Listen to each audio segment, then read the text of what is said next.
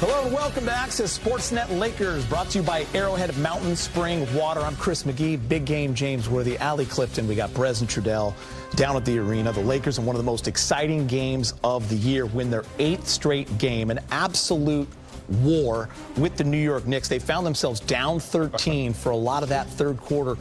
And guys, watching that game in the third and even into the fourth, they kept chipping away. And every time they get close, the Knicks would go on a 4-0 run and get it back up to 8 or 10. But the Lakers just fought, played defense, tightened it up, James. Huge threes by Gabe down the stretch. He hit 3 of them in the fourth quarter. And Luka was fantastic. And then in OT, LeBron, big, 4 for 4 down the stretch from the free throw line. Yeah, man, I'm going to sound like Oprah tonight. Everybody do the Worthy clap tonight. Everybody send in the Worthy clap. That was a Worthy clap game right there for sure from the beginning. You know, the Knicks, a tough team, well coached, came in. I thought Anunoby took over in the first half. He hit a lot of threes and big buckets. They had the lead up to 10, and it just looked like the Lakers couldn't hit anything.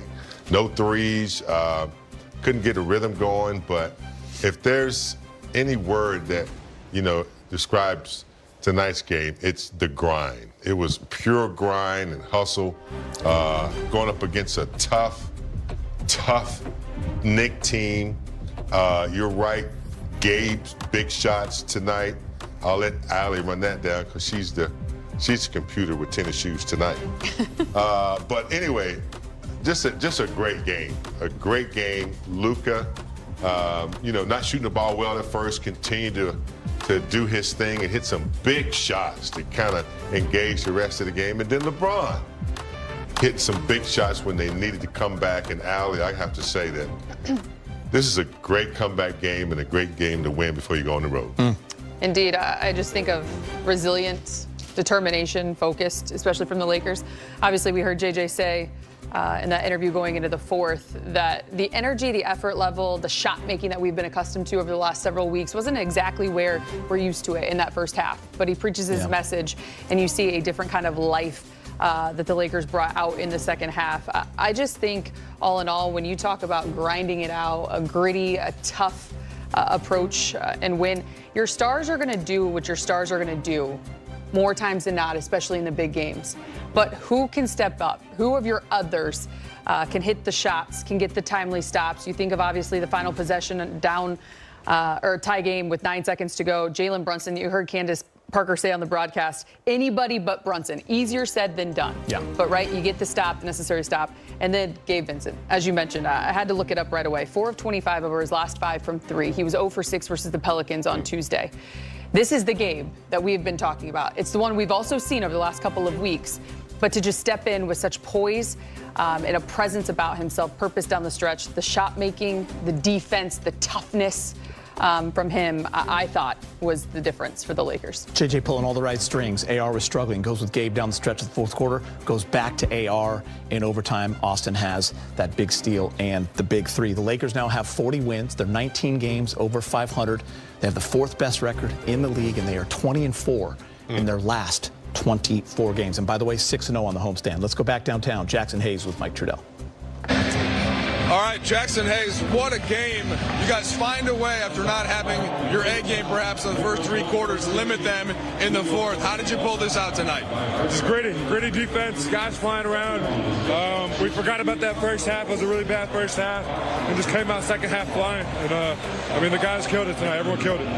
33 minutes for you, Jackson. What were you focused on, offense, defense, and finding all the ways to make plays on both ends?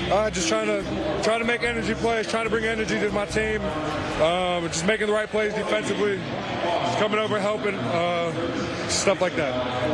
In overtime, Luka starts it out with the 5 straight points, then LeBron closes it with a couple of defensive rebounds and free throws. What's it been like playing with those two as you've become a pretty key part to what they do? It's been awesome playing with them. When you have 2 great players like that, it just makes the game so much easier for everyone else. And, I mean, they're both amazing. 8 straight wins and really taking care of business here. How good are you guys in this building, and what energizes you? I mean, I love how we play in this building. We got the best fans in the world here. I mean, they're the ones that energize me, at least. Just hearing them going crazy gets me going. So, man, shout out to Laker Nation. Last one for you, Jackson. About to go on a tough 4-game road trip starting out in Boston. How do you take what you've done here and bring it onto the road? Just starting with defense. That's all where it starts, and carrying over from there. Just we got to keep our composure on the defense end on this trip. All right, appreciate it, Jackson. Appreciate you. You have a good one. The Lakers, James, you said it as we went to that Jackson Hayes interview. And by the way, he was fantastic. A couple of X were huge down the stretch when he got that loose ball that ended up in Gabe's hands for a 3, which was gigantic.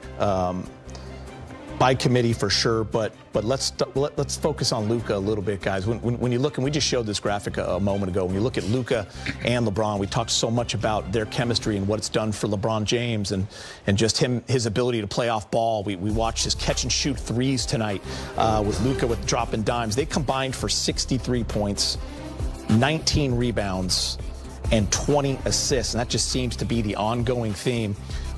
Big Game, you talked about Luka, just his ability to start the game and get the crowd engaged, and the way he handled the beginning of that overtime when the Lakers had new life with the step back fall away on Cat and then getting the ball in that left wing and hitting the 3, 5 straight points, the emotion that he shows, and then LeBron finishing with the rebounding and then the free throws. It's just awesome to see these two together. Yeah, I mean, Luka started out, not hot hitting shots. He was a little off, only 9 of 23 tonight, but that usually would shake players up, if you're not hitting your shots at the beginning and things are struggling a little bit, not getting the calls you want.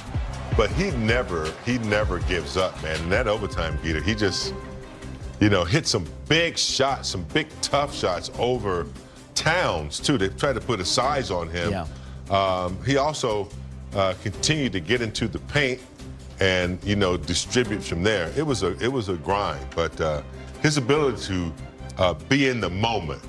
Most guys not having a good shooting night, they might try to pass or get to the free throw line or get a layup. Not this guy. He's relentlessly looking for the big moments. And in that overtime, he started something and finished. Listen, we've seen it at Crypto.com Arena when he wore a Mavs uniform with a step-back 3. We've seen it against Rudy Gobert last year in the Western Conference Finals when he hits that deep rainbow 3 on the step-back. Tonight, he had that opportunity against Cat on that left wing where he loves to hit that shot, and there was nothing but net. Allie, these guys back-to-back games over 30 as well, and the efficiency with which they're doing it is also really impressive. Again, I go back to what we were talking about in the pregame. It's actually very impressive to me of how well they've been able to make this transition to play alongside one another very seamless. It's as if they don't even think about it. And I think obviously LeBron has seen and been a part of so many things here throughout his 22-year career. And you hear him when he says he's a guy that's very adaptable. He's also played alongside attack guards throughout his career. Obviously, Kyrie Irving, guys like Dwayne Wade. Having said that, the other point that I think should be made about Luka Doncic is he's 26 years old. He's done exactly what he's done. We all know him as a generational talent. But to walk into this franchise and be told that we need the ball in your hands and not look back, not look over his shoulder, not second-guess his moves, not second-guess his decision-making, continuing to shoot the high-volume threes and not think twice about it, understanding the way in which he can impact if the shot isn't falling. I mean, that right there is just a 1-2 punch that more times than not really seems unstoppable. And I think that they've just done it and they've been able to get to it at such a high level and such a quick pace. You look at the most 10 games here from Luka Doncic. They were just telling me in my ear that we were going to look at this 5th most in NBA history. He just turned 26. Literally the other day. I can't believe that we actually get to sit here and talk. I mean, they even said it on the him. broadcast. They were talking about it, Candace, like, can't believe Luka's a Laker. I mean, we've said it a bunch of times. How many I don't know times how did they say it on the many broadcast? times your friends have said it. Yeah, I mean, it's been super fun. I want to give, before we get to the highlights, I want to give the bench some love. 32-14. Dalton Connect, you forget that he gave some great minutes because he wasn't playing down the stretch there, but he got some great minutes in there, 22, where he had 11 points, hit 3 threes.